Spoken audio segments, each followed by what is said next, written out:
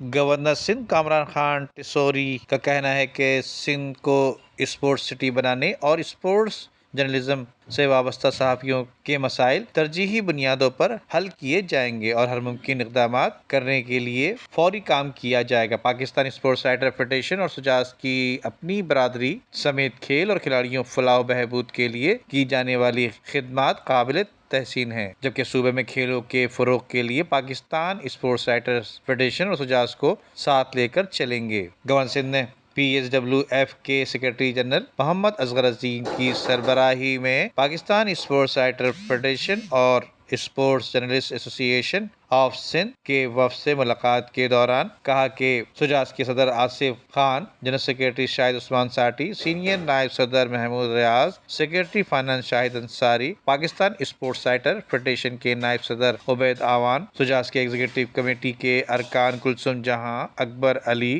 ارشد وہاب، ذیشان حسین، شہزادہ معین شامل تھے، جبکہ اسپورٹس آرگنائزر محمد نسیم اور KDA کے ایڈیشنل ڈائریکٹر اسپورٹس ایاز منشی بھی اس موقع پر موجود تھے۔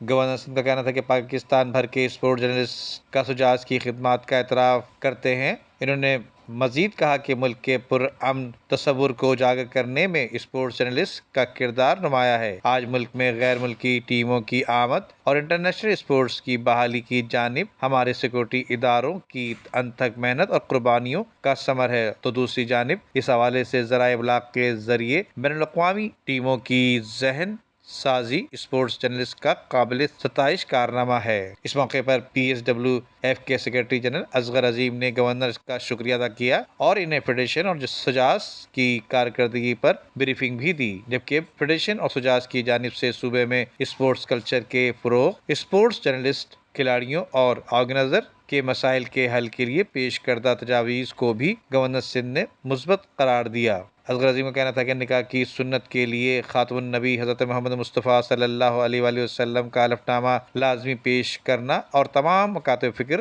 اور مسالک کو ساتھ لے کر چلنا گورنر سندھ کے ایسے اقدامات ہیں جس سے گورنر سندھ کا تاثر اجاگر ہوا ہے۔ ندیم صدیقی، میٹرو 7 پاکستان۔